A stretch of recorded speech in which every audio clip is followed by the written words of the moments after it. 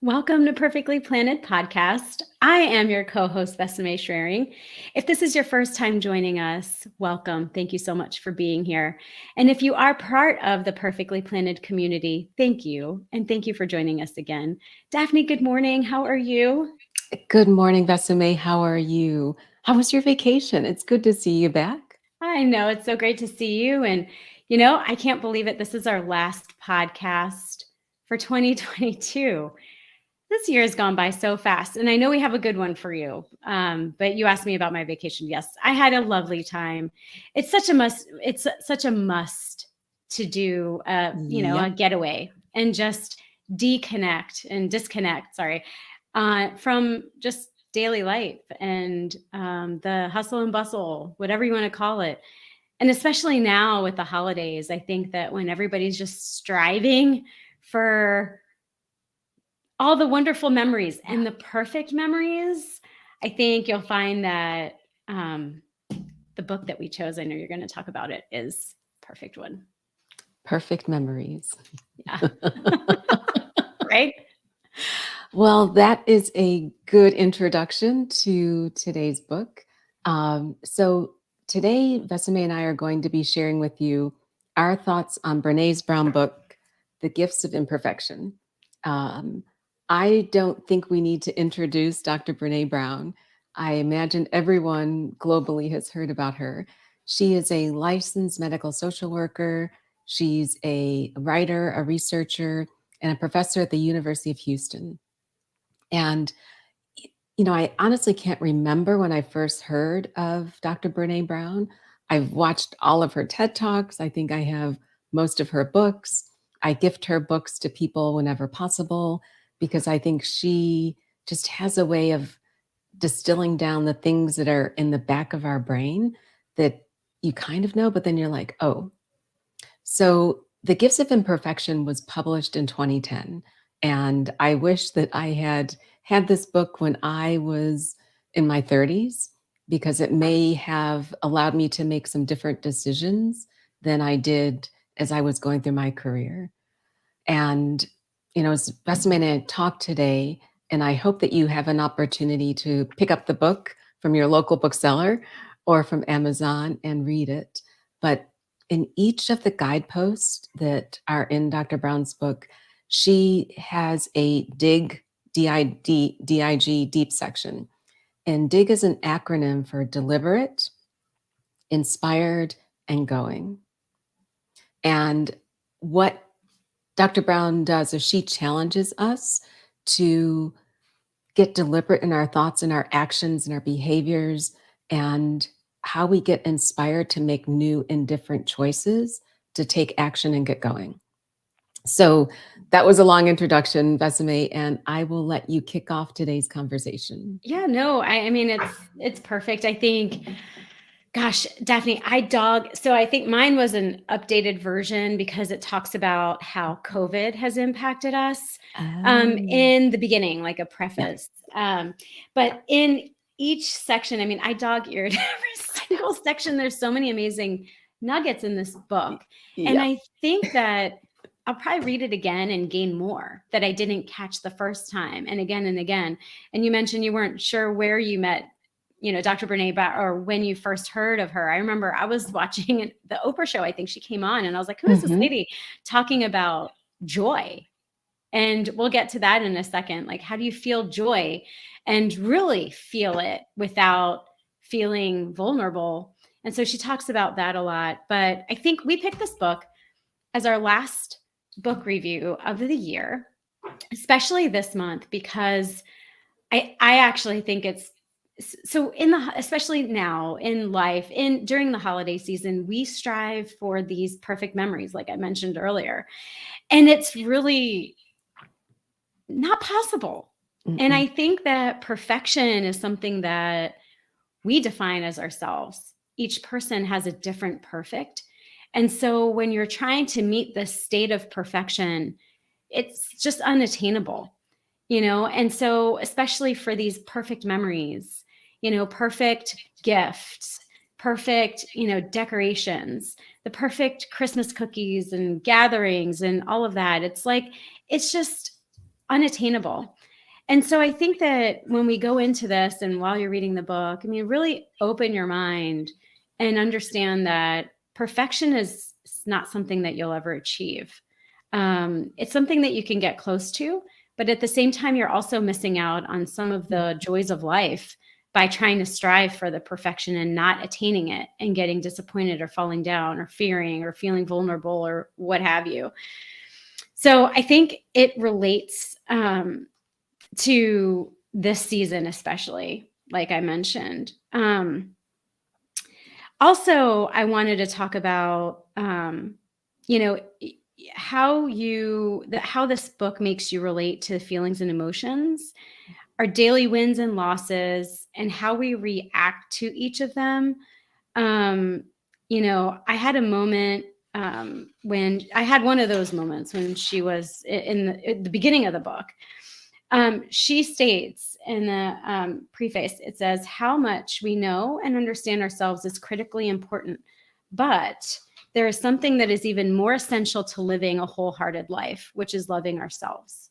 Yeah. And so she talks about that self-compassion and self-love also in order for you to be the best version of you, really. And it's constant. It's not something that we will always achieve. It's a constant process. It's something that'll continuously change. And I know we talked about splitting this book review into 2 sections because there's just so much. So we're going to kind of speed through some of these sections, but absolutely, as you go through having, I think she talks about the wholeheartedness, living a wholehearted life. And how do you achieve that? And through research and investigation and all of her interviews, it's like the people who live wholeheartedly, really the components of it are courage, compassion, and connection. And she talks about each one as well. So anyway, that's a lot. I know it's so much to unpack. But I think the initial message came from the very beginning and very start of the book of really just, starting to love ourselves. And that is something, I agree with you. It is a journey. And I don't know, for anyone watching or listening, can you actually look yourself in the mirror? And I talk about this sometimes on my blog, can you give yourself a high five? Can you love yourself? So in the book, Dr. Brown has guidepost number 2, which is cultivating self-compassion and letting go of perfectionism. And Vesime, you're 100% correct. This season in particular seems to drive people to feel that they need to be perfect. And I've been victim to that myself. But I think starting this podcast and starting Perfectly Planted was a great opportunity. And I don't know about you, but for me to get over that, we could talk about it forever. We could wait until it's perfect, but then we'd never get started. Mm-hmm. And, we spend a lot of time working for people and working with people that are trying to be their best self. And I feel like the first step to that is, one, recognizing that perfection is unattainable. I mean, if that's your goal, then you need to revisit what your goal is, because it will just impede you from being successful and it will impede you from being happy. And in fact, it can, Dr. Brown, and my book is as dog-eared as yours. She has on page 57, she talks about kind of her different thoughts and how she breaks down perfectionism. But, and I'll just refer those listening and watching to take a read on page 57 because it's too long to read. But the summary is that to overcome perfectionism, we need to acknowledge our vulnerabilities to the universal experiences of shame, judgment, and blame, and develop shame resilience and practice self-compassion. And, along with that, it means that you can't be afraid to take risks in life. You can't be afraid to fail. I think we get into this feeling that being perfect means never failing. But I would challenge you to say, if you never try, one, you don't know if you'll succeed or fail, but the failure is actually, I think, tied to that sense of shame more so than really failing, because it's an external judgment that you Mhm. have failed. It's not an internal judgment that you tried something that you, I mean, if we look back at our first podcast and we look where we are now, it's evolved. I won't say it That's was a right. failure earlier, but it wasn't perfect and it's never going to be perfect. But there's a huge intersection between perfection and shame. And if you internalize that, then you're never going to want to do anything that challenges you outside of your boundaries of what you think is perfect. No, that's right, Daphne. I mean, I think that there's that vulnerability portion of, do I open myself to being vulnerable and for the fear of failure? Mhm.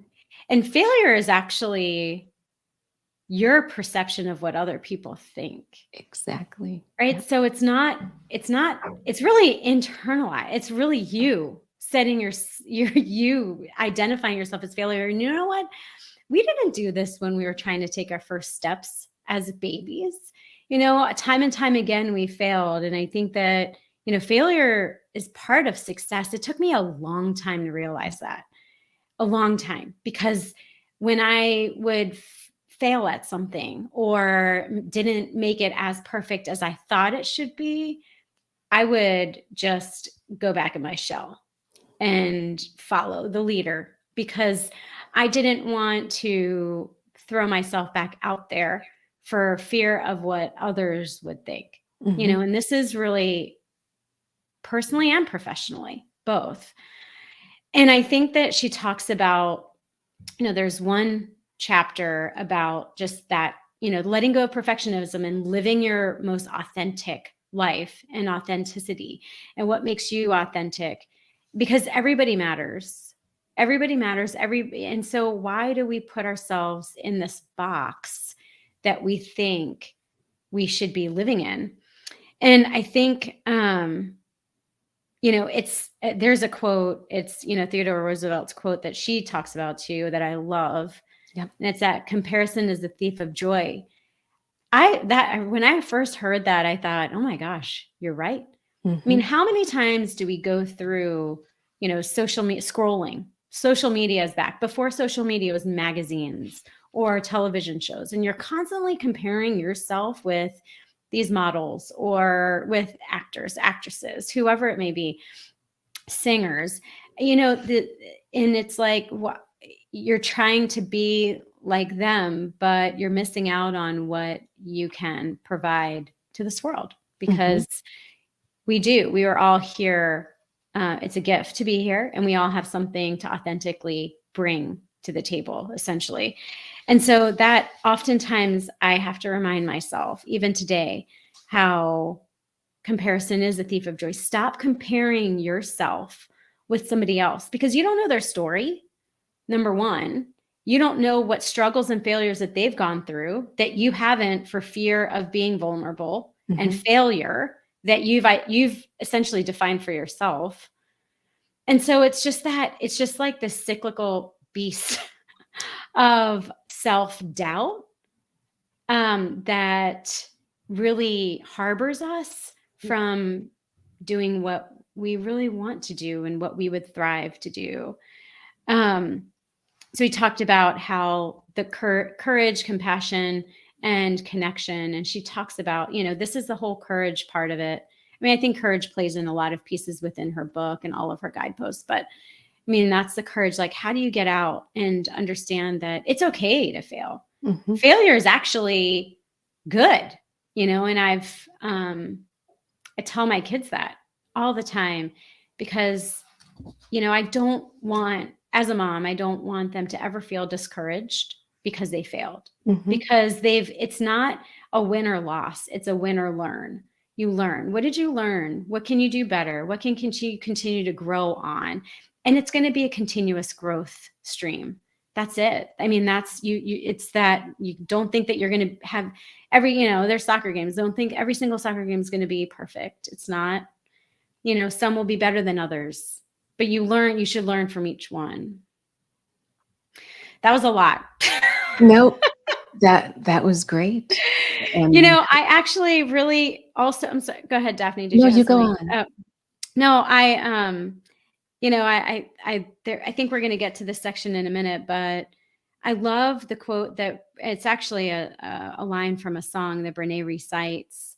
And I'm sorry for any of the Leonard Cohen fans. I don't know Leonard Cohen, and I'd never heard this song, but it's a song from Anthem, and it says, "There's a crack in everything. That's how the light gets in."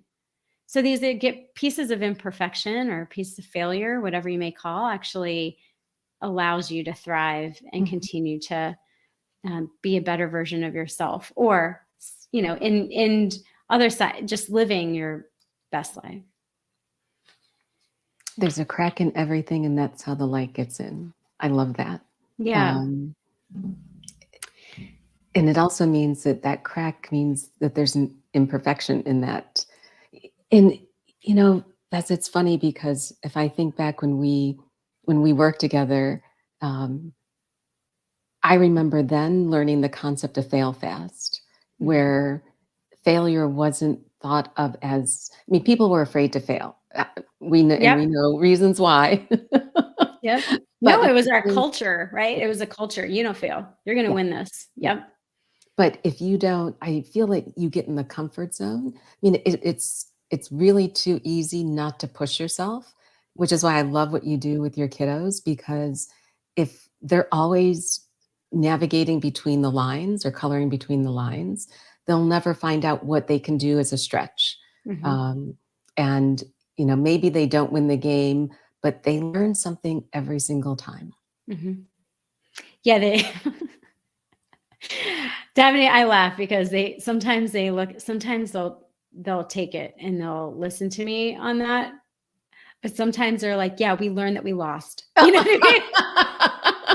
So I'm like, no, nope, nope, nope, nope. Let's go back to this one. We'll come back to it. Let's eat something and then we'll come back to it. Maybe you're hangry.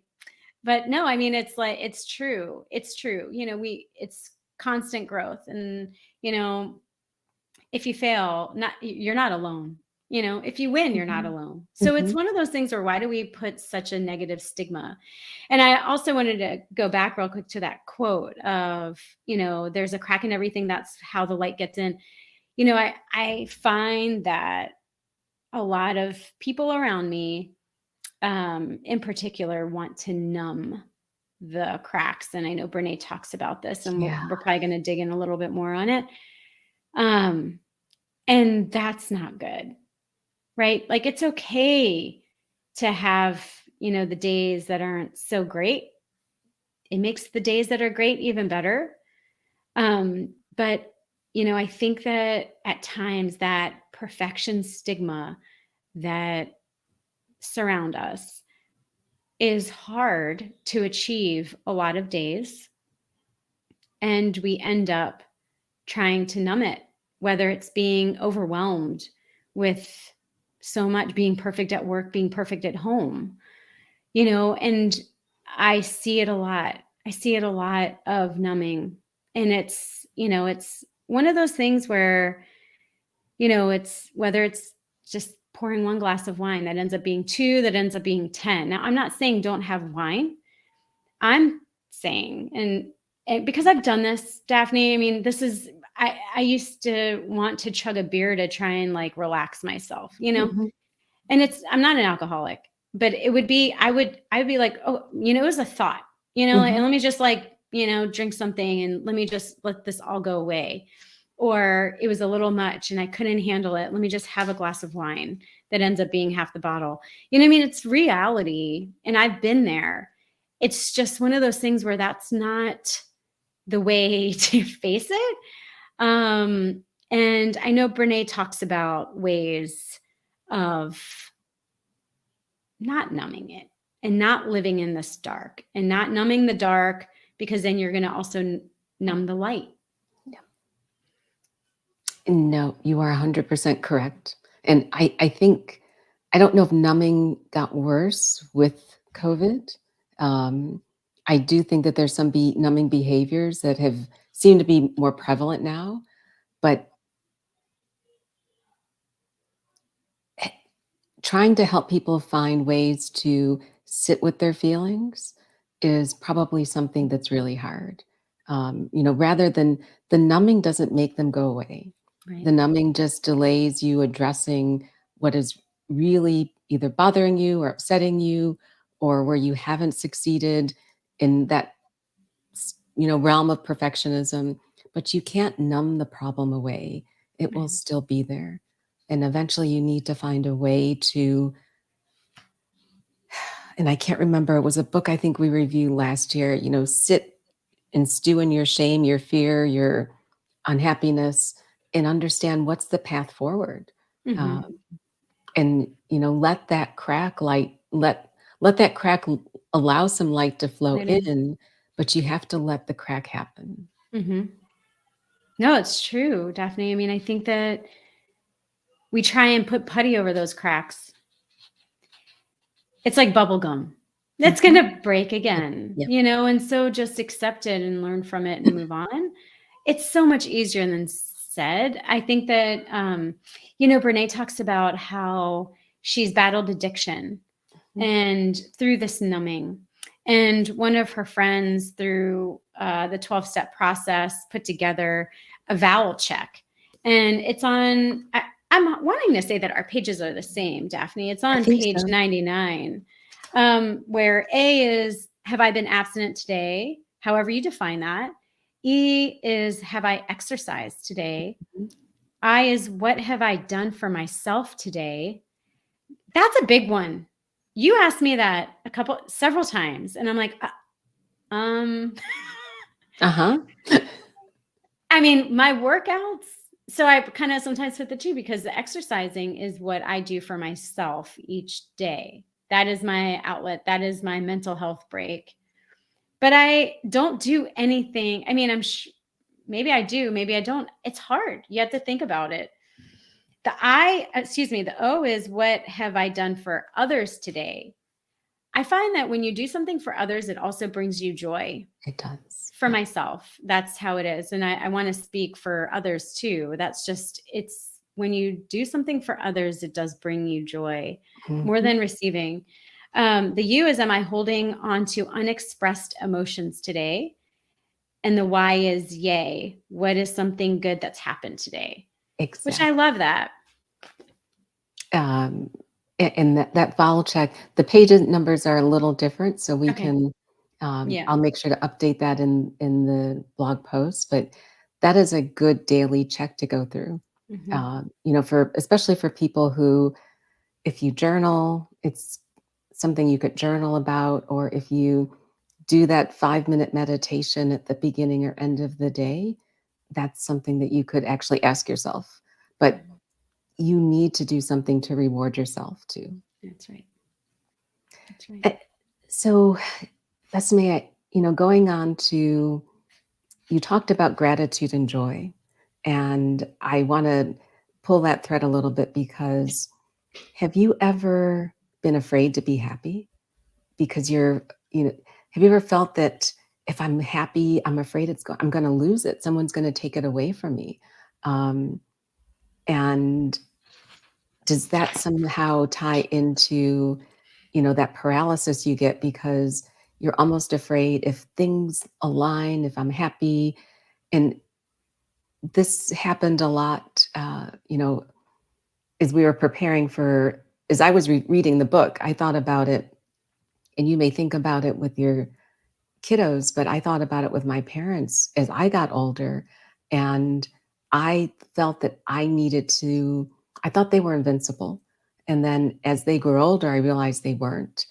And then I started worrying about them to the point that I would think about them or call them because in my mind, I was generating all these ideas.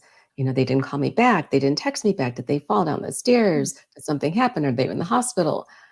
And it almost robbed the joy of the time I spent with them because I was so worried about the things that could go wrong that I wasn't always happy in the moment. Eh, I mean, when you were reading that part of the book, what did that do for you? No, it's something, that that was my first introduction to Brené, was that whole feeling of joy. And feeling of joy, immediately you go into this like primal state of somebody's going to take it away. So Mhm. I'm not going to feel this. I'm not going to feel this happy because it's going to go away soon. And just that fear of feeling joy, even uh, constantly. And up until, I didn't realize I would do that. Um, or, have you ever felt that like, oh my gosh, this is so wonderful, but like, I hope this doesn't happen now, Right. it's just that fear. You And take Yep. you take it to another level and you're just not enjoying the moment. And I do it a lot. um, and what I do is I'll try and just sit with the joy. Mhm. I can't say that I'm great I'm no expert, Daphne, but I do, since I've heard that, and how you fear the joy not being there, so you're not going to feel it fully or wholeheartedly, as she says. Yep. You don't enjoy it, and so it's like, well, then if I'm not enjoying that, and I'm fearing this, it's like, what am I doing here? And so I will try and sit with joy and just, ward off any of the, fears that may come off, just shut it off. But also, I think that she talks about, gratitude as part of this as well. Mhm. So, gratitude, she talks about just the normal days. Um, and it's so true. I had a coworker whose wife was, had a baby and then had an immense reaction, that blood pressure. I don't know all the details, nor should I share it. But, she was in the hospital for days. She acquired an infection.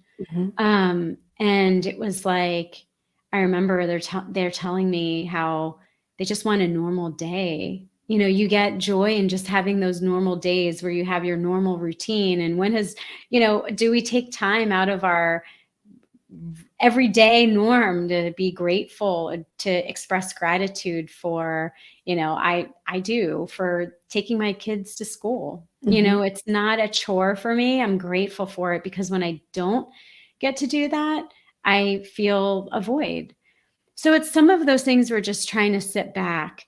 And I guess I want to encourage our readers and our viewers to, really grab this book, because it does open your mind to the frequent day in, day out emotions that we'll feel, and why we feel, and how can we, I don't want to say do better, because I don't want to say that means that we're not doing great. I think we're all doing great. It's just acknowledging the great and being grateful for it. And I think that ties into, Brene has another quote that ties into the one you shared earlier, which is, the dark does not destroy the light, it defines it. It Mhm. is our fear of the dark that cast our joy into the shadows. Mhm. So, yes, sometimes we don't always enjoy just the little things, just the everyday, which should be so joyful to all of us.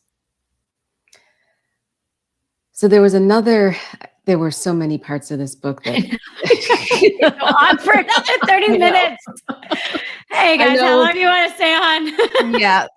We do need to talk about this one, because I can't let us go without talking about self-worth and about play and rest. Um, Mhm. so one of the chapters in the book is cultivating play and rest, letting go of exhaustion as a status symbol, and productivity as self-worth. And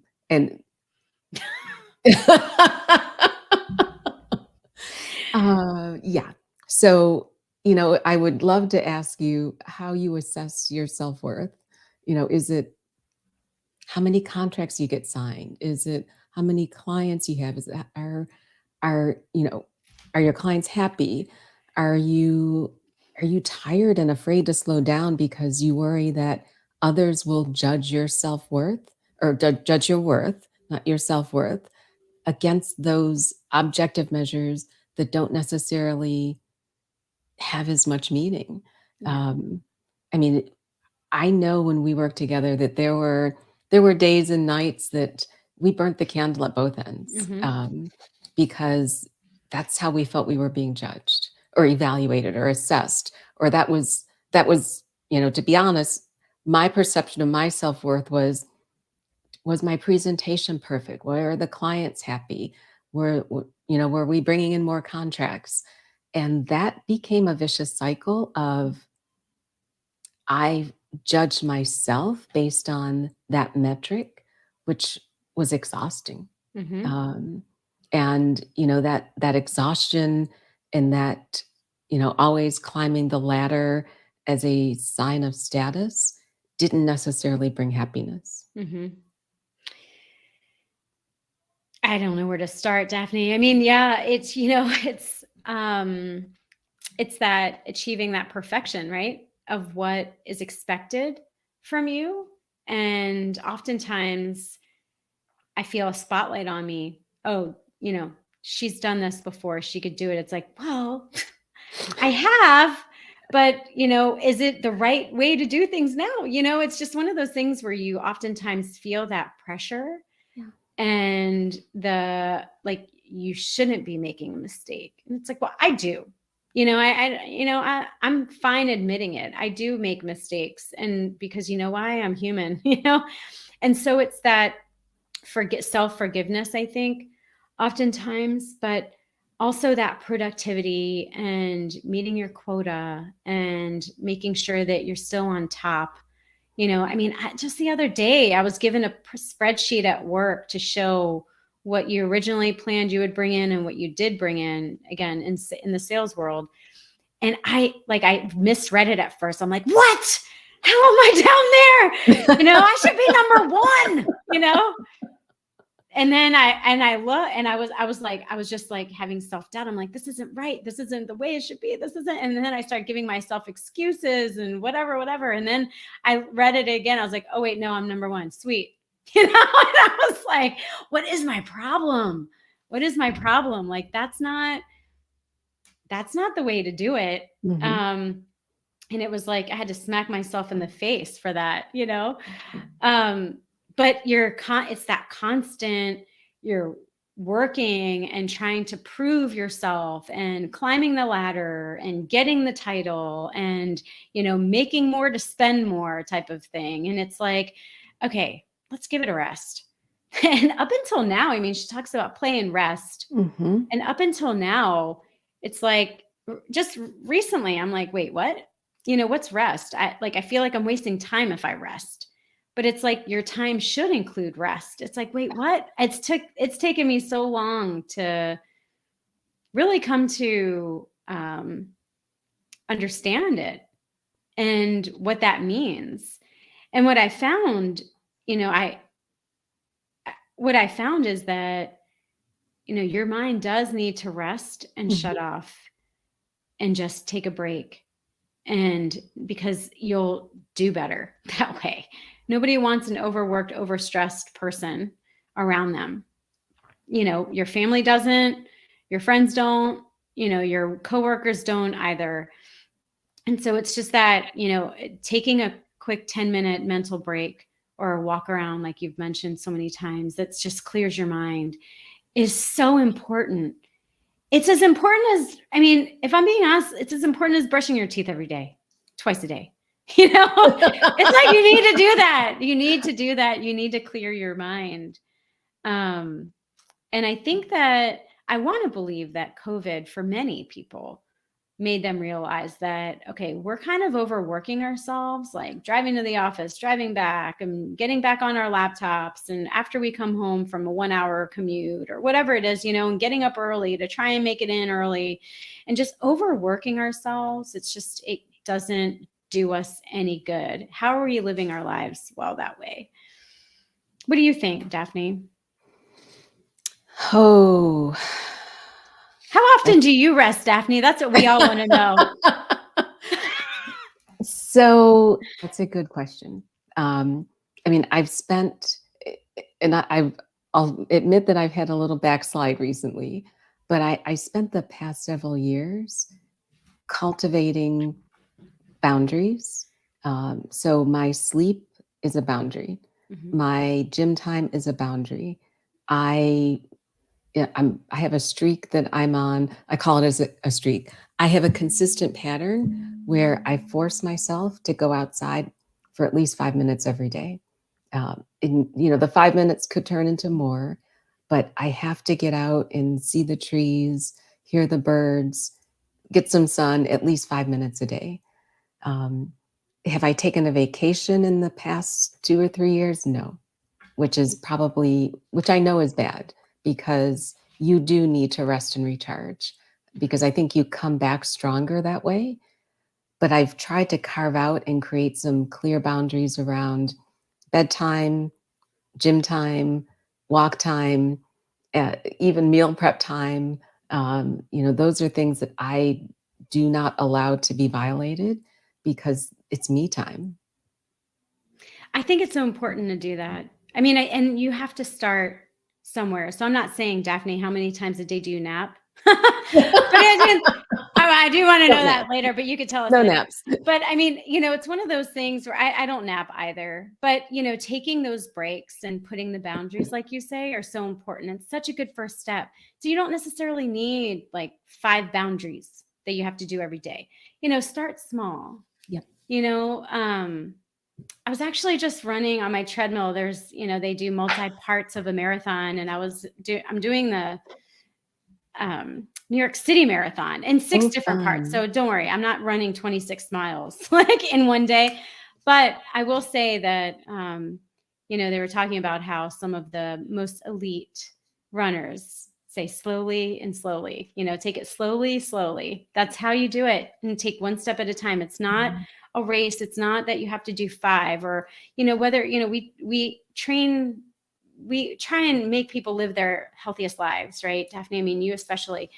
And it's one of those things where it's like, you're not going to just jump in and lose 30 pounds. Like, no, it's not. It's first make small steps to changing, whether it's your nutrition or getting out to walk or whatever it is. And then you start to build from there. They're like Lego blocks that you build up. You don't just build this big tower that it's going to fall down and fail, because then you're not going to get anywhere. You are 100% correct. And then what about the play part, Daphne? Let's talk about that. And then I think we're going to have to wrap this thing up. Okay. We're going to talk forever. Let's talk about play. I think that it's really important for us to, I will admit, it's hard to admit this, but, when my kids are like, hey, can you come out and play with us? I'll be like, I have to cook dinner, or I got to finish something else for work, or I have to do this. And I don't do it often. But when I do, that guilt comes in. And it's like, why am I doing this? Like, the laundry folding can wait 20 minutes, And so it's one of those things where also, so Brené doesn't talk about that, but Brené does talk about how you should take time to play, whatever that means for you. So it could be that you want to go for a walk and swing on a swing. It could also mean that you want to color for 10 minutes or, play with Play-Doh or cook or create something. It's just that cultivating the creativity in us and what we used to do before we were too busy to do everything is so important. And so, oftentimes it also lifts your spirits to just, I've forgotten how to play up until, my kids coming. It's like, what? Oh, wait, we could play. What should we play? Hide and seek. And it's just that creative, like, let's create a game. It's a creativity that I try and tap back into my childhood self, or whether it's dancing in the kitchen. I know Brené talks about that too. We do that. It's just one of those things that you just have to, take a break from the seriousness and really do something that can enlighten your life, or something that you enjoyed in the past that you may have, locked away. It's so important to do that, Daphne. What are your thoughts on that? Vesime, I couldn't agree with you more. And play is not getting on Facebook or Instagram and scrolling. That is not what we're talking about. We're talking about something that, I love to, so I still listen to the happy song every day because it makes me happy. And that little dance, those little steps, dancing around the kitchen is something I enjoy. Yeah. Luckily, no one can see it. Um, and, stupid little things that maybe are not play, but in the morning when I take a walk, I always see I walk by the train station and I always wave to the bus drivers, just like we would do when we were little kids. Yeah. Now they wave back. And occasionally they'll get off and they'll say, "What are you doing?" Or, "Are you walking? Are you running? What are you training for?" Um, just the little stupid things going up and down the stairs at the train station. I Hmm. I try and inject little play moments when I can because they do lift my heart. Um, and sometimes, and I don't feel stupid doing it. I just because it makes me happy. And it's that connection piece, right? So you're connecting with whether it's the train conductors or the bus drivers or whatever it may be. It's Mhm. that connection part of this book that she talks about that's so important. Because we do need the human connection with others, that just to lift each other up. I think that, I know that I've heard it several times. It's like, smile at a stranger, Yeah, and it's like, it's not creepy, you guys. Like, I'm not trying to make it like creepy, like smile at every like wave at the stranger bus person, because driver. there is stranger danger too. Like, I do teach my kids about that. Yeah, but like waving at the bus driver, or, smiling at somebody in the grocery aisle, it's just one of those things where, why not? It Why does not? give, yeah, why not? It will lift your spirits up more than you think. Or playing a game with your kiddos. Oh, absolutely. Yeah. Jump in the trampoline. Go to the bathroom first. We can maybe we'll talk about pelvic floor We can exercises. talk about that later. So you're right. We could, again, for anyone who may just be tuning in, we've been talking about Brené Brown's book, The Gifts of Imperfection. And we are the first to acknowledge that we are imperfect souls. But I embrace my imperfections now more, differently than I did in my 30s and 40s. Um, I think my 60s will give me a different perspective again. But I wanted to read a page from Brené's final thoughts. And what she says is that wholehearted living is about engaging in our lives from a place of worthiness. It's about cultivating the courage, compassion, and connection to wake up in the morning and think, no matter what gets done and how much is left undone, I am enough. So I hope all of you feel that you are enough too. Oh, Vesime, what a way to wrap up the year. Oh. This will be our last Sunday seedling for 2022. But the next time you see us, it'll be a new year. And we may be more talkative than we were in 2022. Who knows?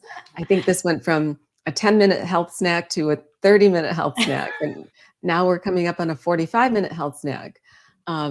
So stay tuned to learn more about what awesome guests we're going to have in 2023 and some more amazing books that we're going to review in our book club.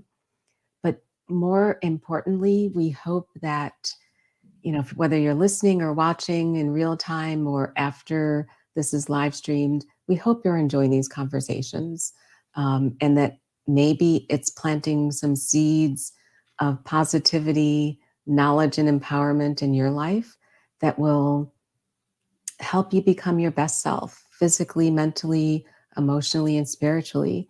And to remember that, just as seeds and flowers bloom over time, that we're on a continuing journey of growth. Well said, Daphne. Once again, thank you all so much for joining us. We want to wish you all the very happiest holiday season and really enjoy your time with family and friends. We hope that you take time to embrace the joy that you feel without fear of it being taken away from you. Exactly. Really enjoying those tender moments that you have, and knowing that being perfectly imperfect is wonderful too. So we hope you all are well. Enjoy, and we will see you all next year. Bye, everyone.